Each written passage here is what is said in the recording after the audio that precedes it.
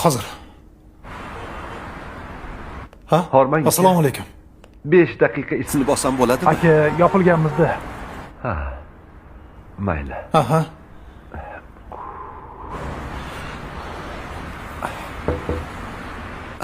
Keling aka. Faqat 10 daqiqa, maylimi? Xo'p. Rahmat. O'ting.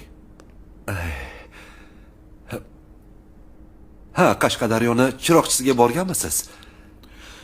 Yo'q. Men o'sha yerdanman. Bir do'stim Toshkentga kelsang, qo'ng'iroq qil, o'zim kutib olaman degandi. Keldim, lekin telefoni o'chiq.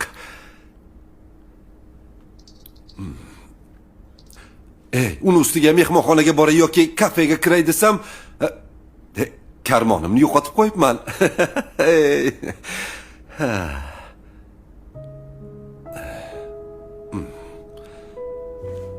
Uzr. Toshkentda boshqa hech kimim yo'q-da.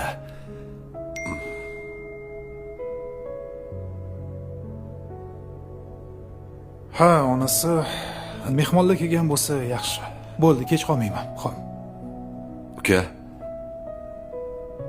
Men tilanchi emasman. Faqat ozgina sovqotganim uchun kirdim. Mayli. Men boray. To'xting. Aka, menga qarang. Ko'ningizni og'ritgan bo'lsam, kechiring.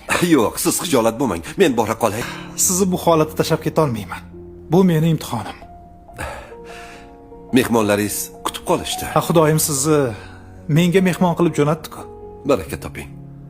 Meni mushkullarimni oson qildingiz. Xudo sizni mushkulingizni oson qilsin. Rahmat. Qarang. Agar o'zingizga noqulay bo'lmasa, biznikiga yuring. Ha, yo'q, unday qila olmayman. Ha? Axir, uzr.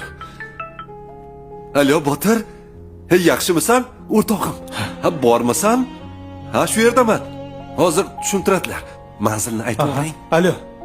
Assalomu alaykum.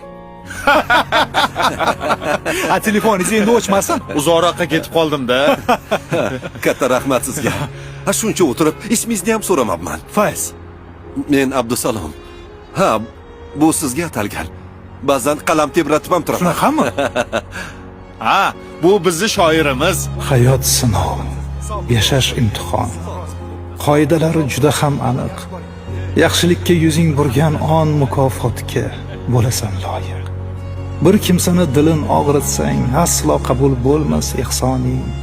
Ezgulikla yo'lin yoritsang, yarqiraydi qalbda iymoning.